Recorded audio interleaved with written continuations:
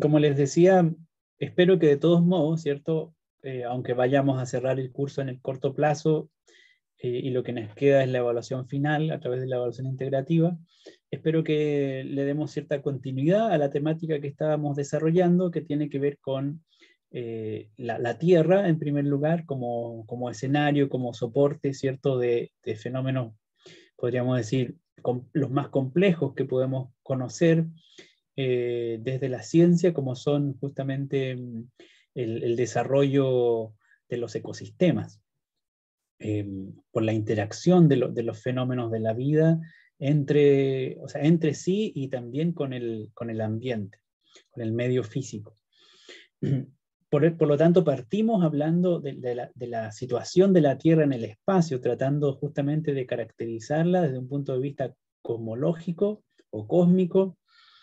Y la idea de esta unidad es aproximarse, o era aproximarnos progresivamente a los ecosistemas, justamente avanzando desde las características del planeta, lo que el planeta ofrece en cierta manera, desde sus características geofísicas o geológicas, climáticas, atmosféricas, y desde el punto de vista también de la interacción que se da entre sus distintas estructuras, y cómo esas estructuras están sin duda implicadas en los fenómenos biológicos a través de la biosfera.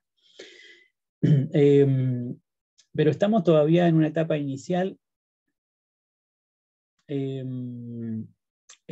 Anaís pregunta por la fecha de la evaluación integrativa. Efectivamente, Anaís, les voy a indicar, les voy a señalar ese día jueves, en la próxima clase, de qué manera vamos a realizar esa evaluación integrativa. Así que ahí vamos a tener los antecedentes en torno al instrumento, a la temática y al formato. Claro, Magdalena, es que originalmente eran 4 notas para las 4 unidades del curso y la nota de cierre, que era la evaluación integrativa. Ahora, bueno, simplemente siempre van a ser 5 notas sumándolas en total.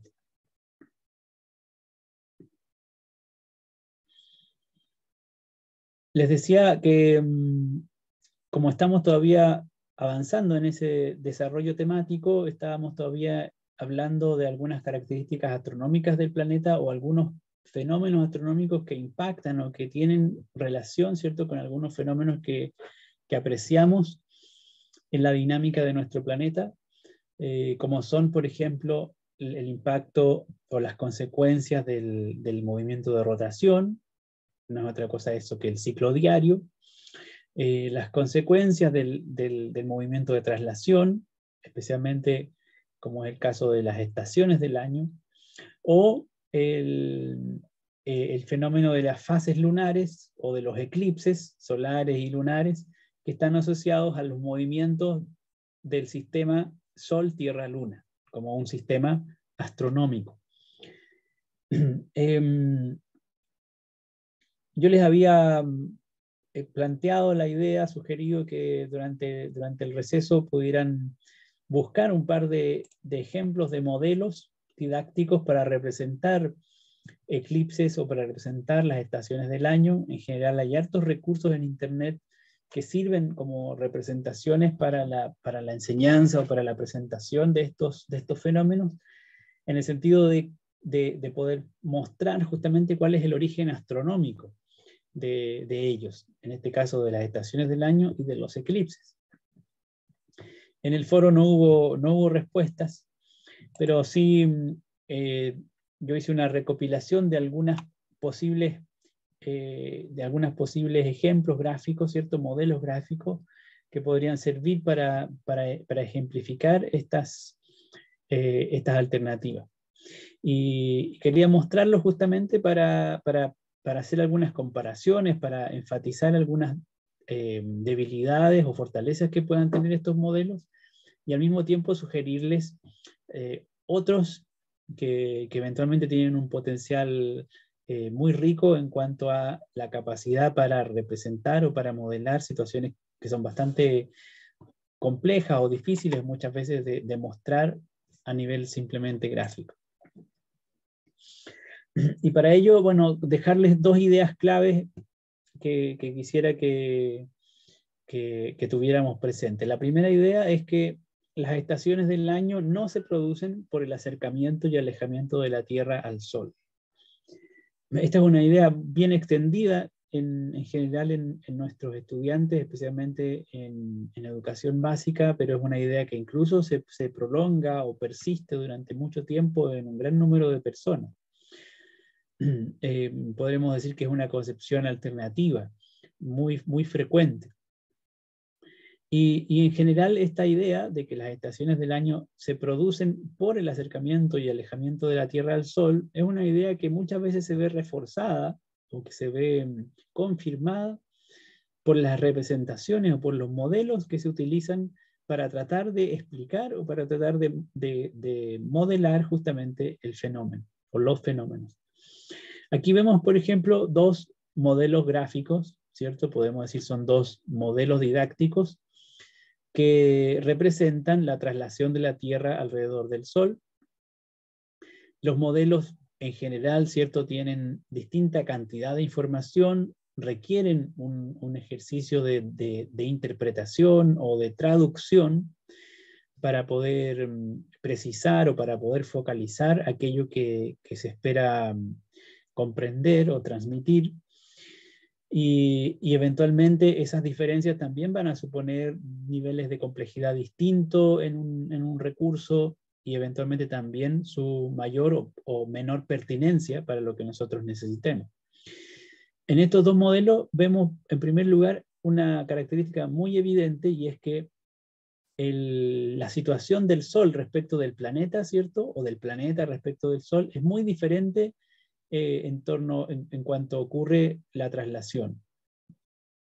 Dado que hay un lugar o una posición en la cual el planeta se encuentra muy cerca del Sol, eso es lo que llamaríamos el perihelio, la posición del perihelio en la cual la distancia entre el Sol y la Tierra es mínima, y la posición opuesta en la cual la Tierra se encuentra más alejada del Sol, lo que llamaríamos el afelio. En estos dos modelos esa diferencia está muy exagerada, es muy notoria la diferencia, y entonces cualquiera podría interpretar, ¿cierto?, inferir fácilmente, y especialmente nuestro estudiante, que dada una situación tan distinta de cercanía o de lejanía de la Tierra, entonces es natural pensar o confirmar la idea de que las estaciones del año van a estar relacionadas con esta diferencia de distancia.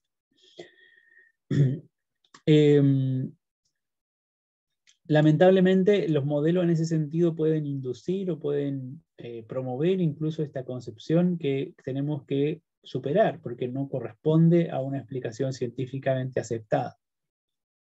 Los modelos justamente tratan de representar esa explicación científica, que está asociada más bien a la inclinación del eje de rotación terrestre, que es lo que causa o lo que provoca las variaciones estacionales a lo largo o durante la traslación. Y aunque eso está tan bien representado, es posible que este otro rasgo más evidente prevalezca, o sea, más importante en la interpretación que hacen nuestros estudiantes, o incluso produzca confusión entre las dos explicaciones que están siendo presentadas. Por otra parte, vemos que el modelo gráfico de abajo, ¿cierto?, este de fondo oscuro, tiene más información que el anterior. Es probablemente más difícil de descifrar porque está representando varias direcciones con estas líneas imaginarias que no sabemos claramente qué es lo que tratan de indicar. Por ejemplo, se habla en este caso de un eje de traslación de la Tierra. Un concepto bastante extraño, poco frecuente. La representación de la órbita es muy inadecuada, muy imprecisa, podríamos decir, desde el punto de vista de la representación gráfica. Y por lo tanto es un modelo que probablemente va a promover confusiones importantes en nuestros estudiantes si es que llegamos a utilizar. El punto es que hay una amplia cantidad o diversidad de representaciones que nos podrían servir para tratar de explicar o de comprender la situación en cuestión, y hay que tener mucho ojo justamente con las características del modelo para evitar que promueva esas confusiones. Otro caso, otro aspecto muy típico, especialmente en el caso de la traslación, es que en general son representaciones realizadas originalmente en el contexto del hemisferio norte, en el contexto probablemente norteamericano, incluso europeo, y por lo tanto las fechas o los nombres que aparecen no corresponden a lo que experimentamos en el hemisferio sur. Por ejemplo, en este gráfico, el 21 de junio aparece señalado como el solsticio de verano. El 21 de junio, ¿cierto?, es la fecha en la cual aproximadamente estamos nosotros. Estamos transitando por un solsticio, pero específicamente en el caso nuestro, que estamos en el hemisferio sur, para nosotros el 21 de junio no es el solsticio de verano, sino que es el solsticio de invierno.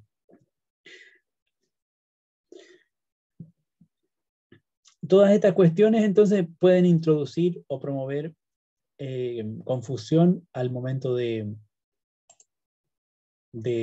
promover aprendizaje sobre, en este caso, las estaciones del año. Este modelo, podríamos decir, es un modelo más adecuado en comparación con los dos anteriores, por lo menos soslaya el problema de las distancias y explicita de un modo más evidente, creo yo, o focaliza de un modo más evidente la inclinación del eje terrestre por una parte y también la naturaleza imaginaria de la órbita de la traslación, de la órbita terrestre. Probablemente en ese sentido, si es que tuviéramos que elegir entre los tres modelos gráficos, este sería un mejor modelo que los anteriores.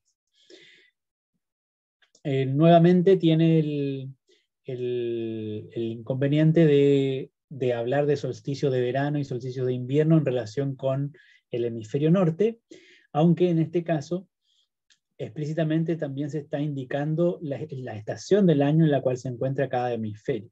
Y eso, por supuesto, puede ayudarnos a aclarar cualquier confusión. Sin embargo, hay otros modelos que son a lo mejor un poco más complejos en su construcción, en su confección, pero pueden sin duda clarificar algunas de las dudas que puedan surgir. Y en ese sentido, me gustaría mostrarles, por ejemplo, este simulador de las estaciones del año, que perfectamente bien puede complementar el uso de algunos de los modelos gráficos que veíamos antes, especialmente del último que les señalaba, porque la ventaja de la simulación es que tiene un carácter más dinámico y entonces podemos apreciar, en este caso, el fenómeno astronómico desde varias perspectivas, considerando varias variables.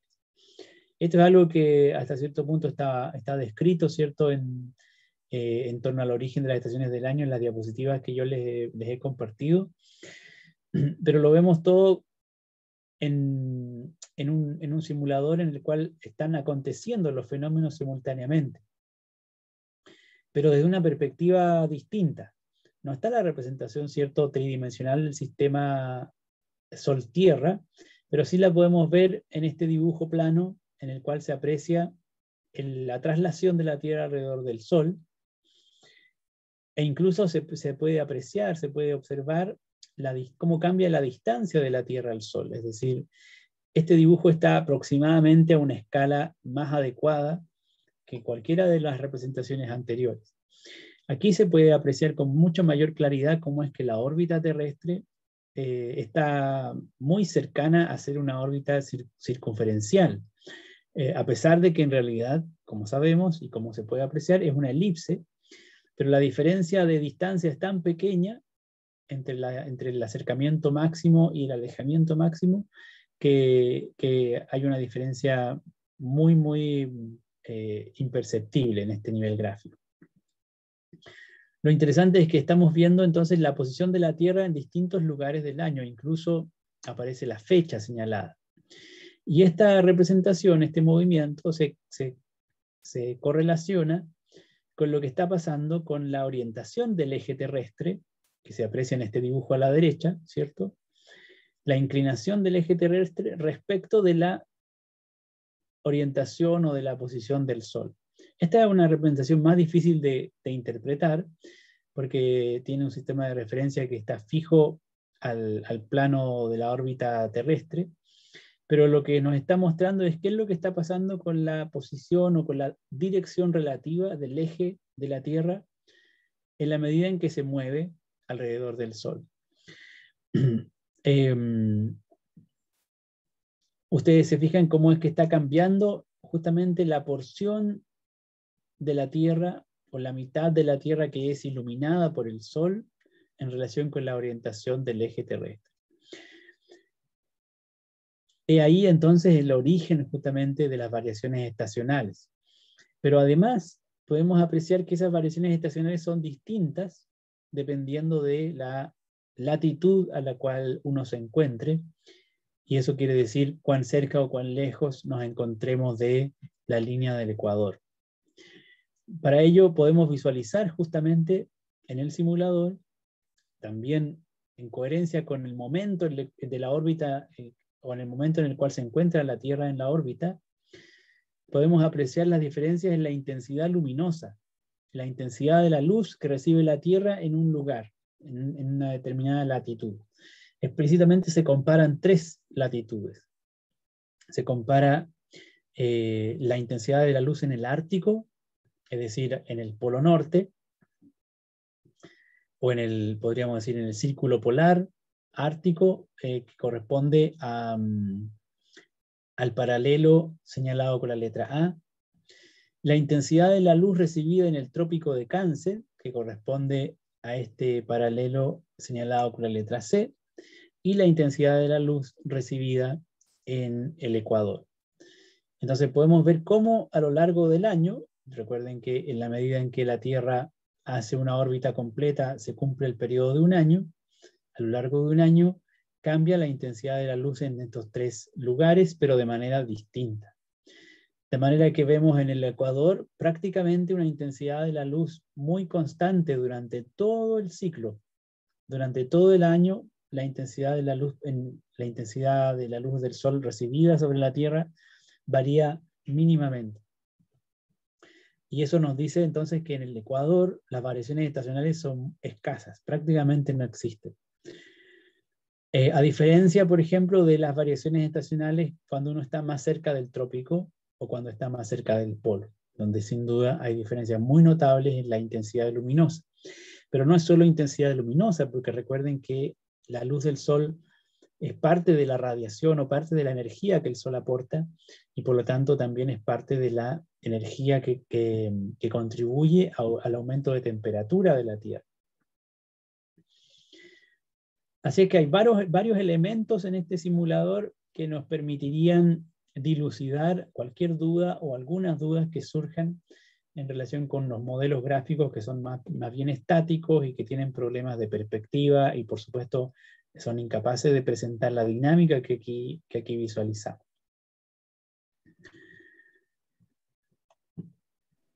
¿Profe? Sí, dígame. Una consulta es que o sea, en verdad no me quedó muy claro por qué como en Estados Unidos está ahora verano y nosotros estamos en invierno, siendo que estamos como, obviamente no compartiendo hemisferios, pero en la misma línea, como De acuerdo, latitud. sí. Y Podríamos no decir, el otro. ¿cómo fue lo último que dijo? Que compartimos como latitud, pero no como, como la línea horizontal, solo latitud, creo. Creo que Ah, se de llama, acuerdo. ¿no?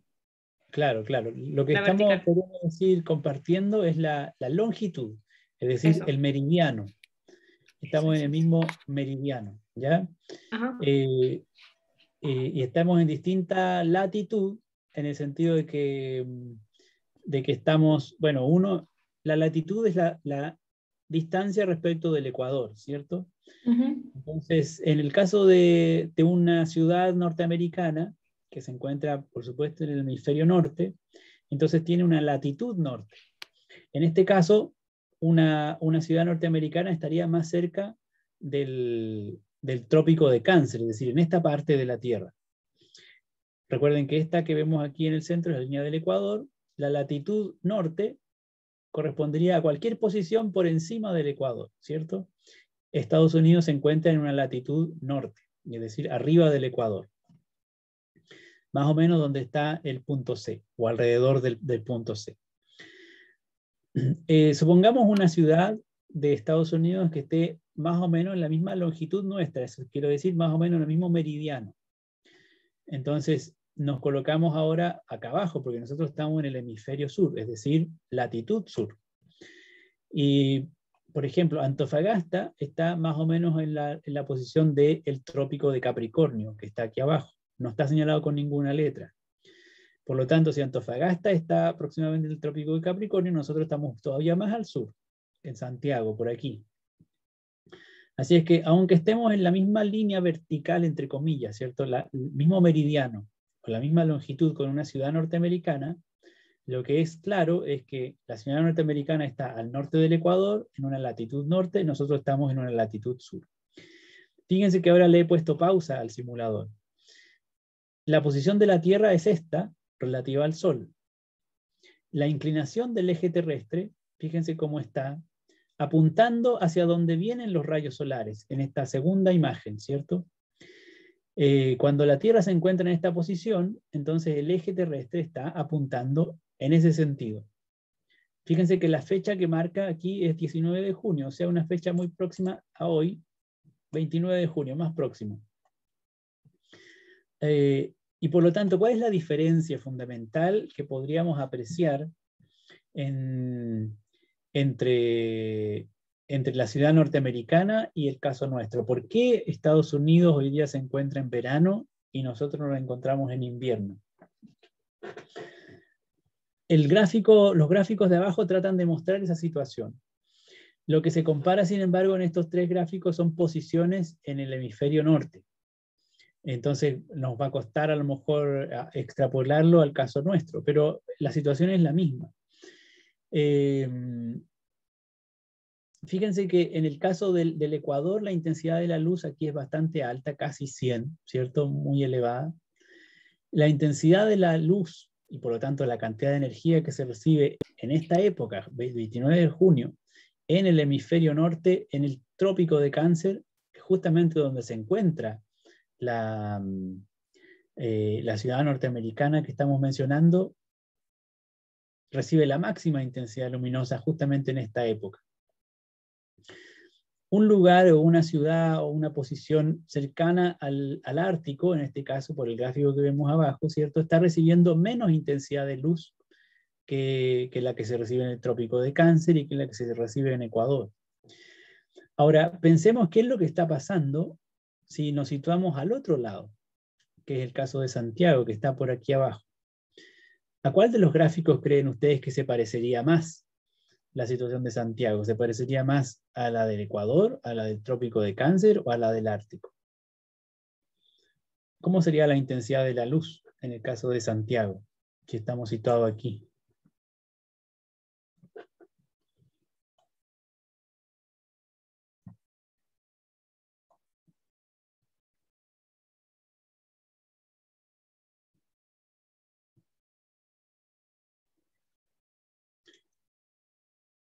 Gracias, Karina.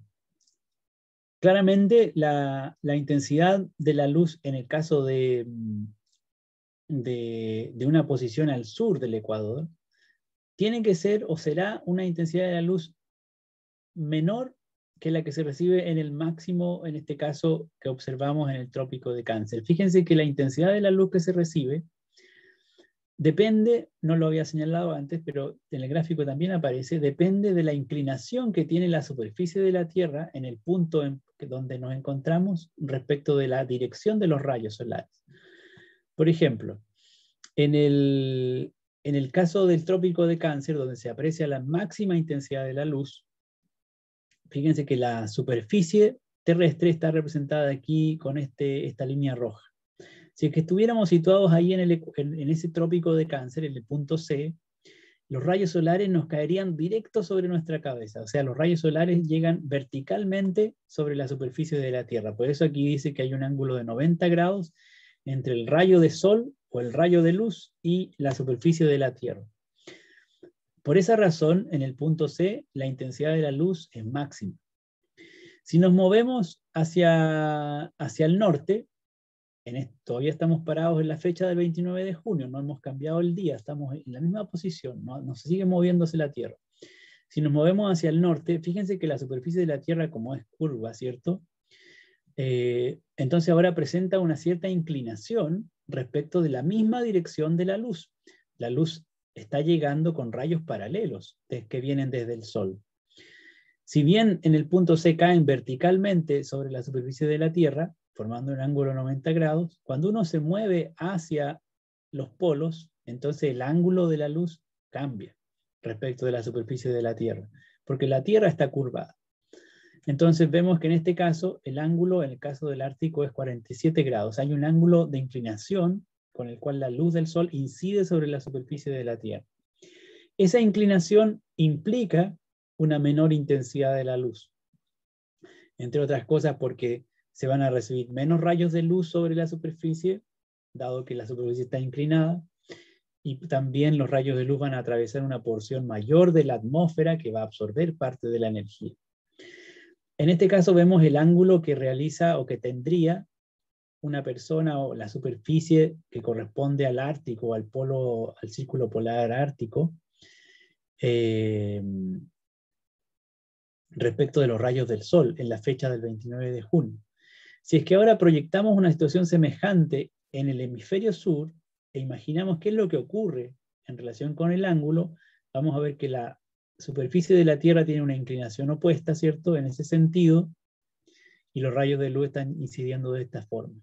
Así es que el ángulo que se forma entre los rayos de Sol y la superficie de la Tierra es mucho menor que 90 grados. También es mucho menor que los 67 grados que se forman aquí en el Ecuador.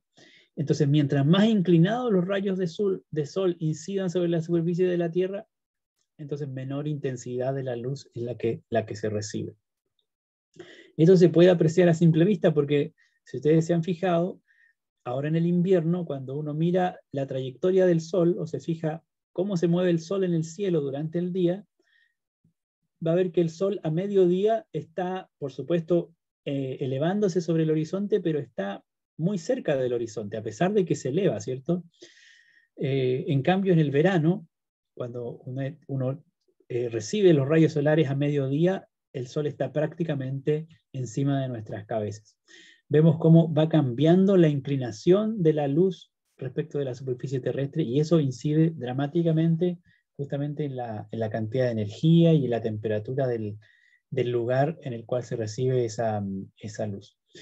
Eso explica entonces que en este caso el hemisferio norte está recibiendo mucha luz, mucha energía, con un ángulo o con ángulos de inclinación muy elevados, prácticamente sobre las cabezas en el caso del trópico, y con un ángulo menor en el polo norte, pero un ángulo relativamente elevado también, de 47 grados. En cambio, todas las posiciones en el hemisferio sur están recibiendo menos radiación, incluso hay una porción del hemisferio sur que no recibe luz, según esta imagen. Es prácticamente el polo sur que está en oscuridad durante esta época de invierno. Así es que verano en el norte, invierno en el sur. Si es que dejamos transcurrir 6 meses, la Tierra sigue trasladándose y vemos qué es lo que está ocurriendo con la posición o la dirección relativa del eje de rotación. Fíjense cómo en diciembre el eje de rotación tiene una inclinación que ahora se opone a la dirección de la luz solar, o se aleja, podríamos decir, la inclinación del eje respecto de la dirección de los rayos solares, y por lo tanto la situación se invierte. Ahora es el hemisferio sur el que recibe rayos de sol con mayor cantidad. Fíjense cómo el polo sur está completamente iluminado, y en cambio el hemisferio norte recibe menos cantidad de rayos de sol con un ángulo de inclinación mayor, e incluso el polo norte está en oscuridad. Así es que en esta situación el hemisferio norte está en invierno, está entrando al invierno, mientras nosotros estamos entrando al verano. Esta sería una manera, a lo mejor, de ir complementando el uso de recursos o de modelos didácticos para tratar de aclarar, por ejemplo, las dudas como la que tenía su compañera hace un par de minutos en torno a por qué una ciudad de Estados Unidos está en verano y nosotros estamos en invierno. La diferencia sustantiva tiene que ver con la latitud, norte o sur, y por supuesto eso relacionado con la dirección de los rayos solares que inciden sobre la superficie de la Tierra.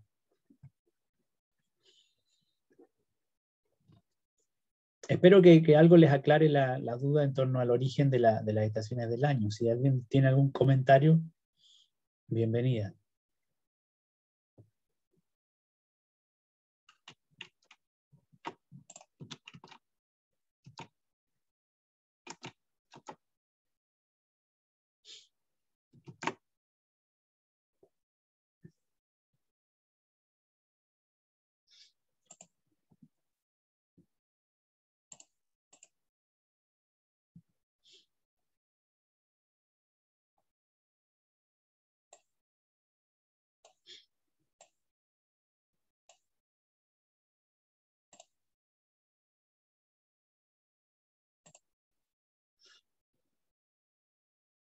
Este otro simulador puede mostrar el panorama desde una perspectiva más amplia, ¿cierto? Cómo está trasladándose de la Tierra alrededor del Sol en distintos puntos de la órbita, y nos muestra justamente qué es lo que está ocurriendo con el eje de inclinación de la Tierra respecto de la incidencia de los rayos de luz. En este caso podemos modificar o podemos cambiar la posición de la Tierra o podemos mover la Tierra de un punto a otro de referencia.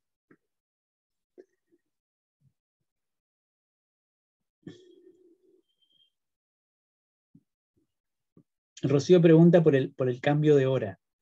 Efectivamente, está relacionado con la variación de la duración del día a lo largo del año. La duración del día pensando, ¿cierto?, en el periodo que recibimos luz solar en un ciclo diario.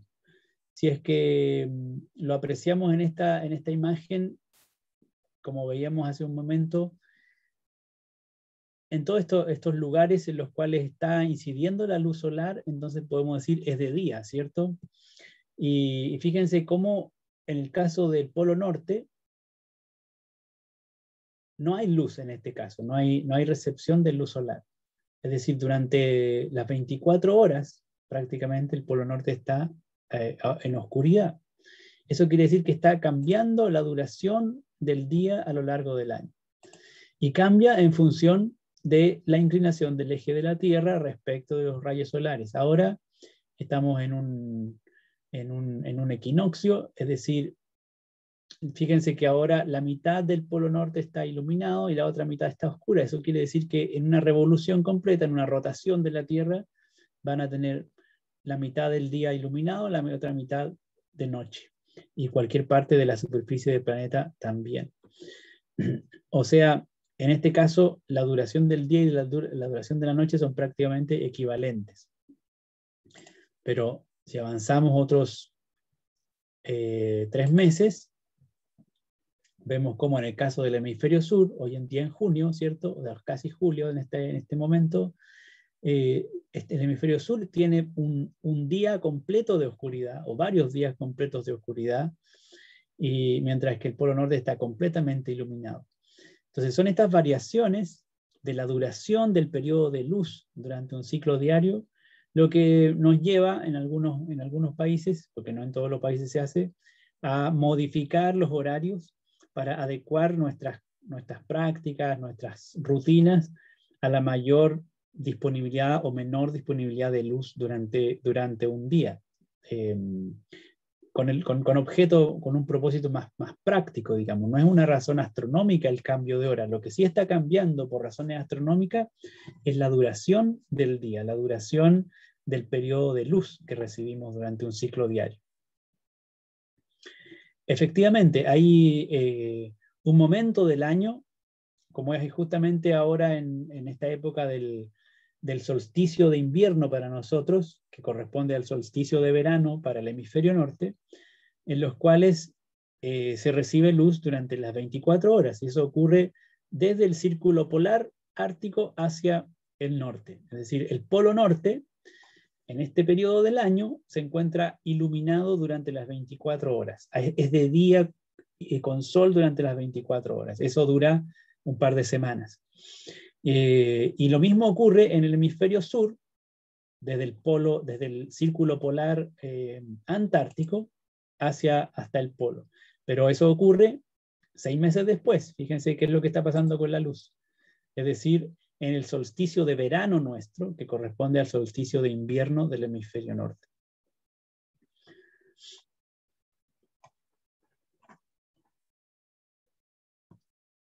Esto a propósito de la pregunta de Karina que decía si acaso hay lugares en los cuales siempre llega el sol.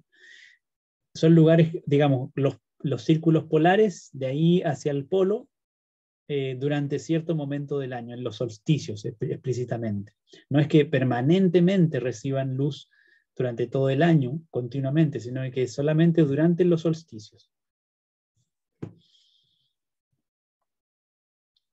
Y el resto, por supuesto, va a ir cambiando, la duración del día soleado en el ciclo diario va cambiándose continuamente. Mientras más cerca del polo sur, entonces, en este caso, en el solsticio de verano nuestro, del hemisferio sur, mientras más cerca del sur, entonces más largo el día.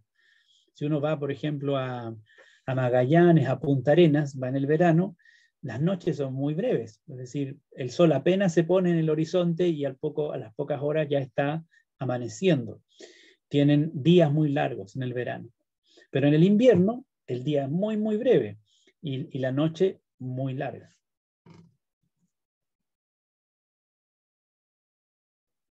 Efectivamente, San Petersburgo no sé en qué latitud estará, pero debe estar bastante, bastante al norte. Probablemente muy, muy cerca no tan cerca del círculo polar ártico, pero sin duda entre o más al norte del trópico.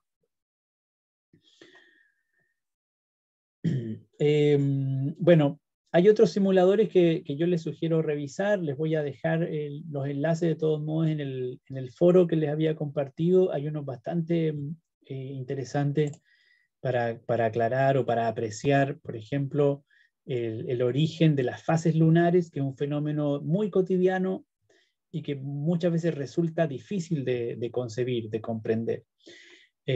Así que les sugiero revisarlos una vez que lo encuentren en el aula. Lo mismo en relación con el ciclo diario, también van a encontrar un simulador que lo muestra desde varias perspectivas y con bastante más detalle de lo que estábamos viendo recién. Y también el fenómeno que les había mencionado antes, que son los eclipses. Creo que quedan muy pocos segundos de la sesión. ¿Alguien tiene algún comentario, alguna pregunta?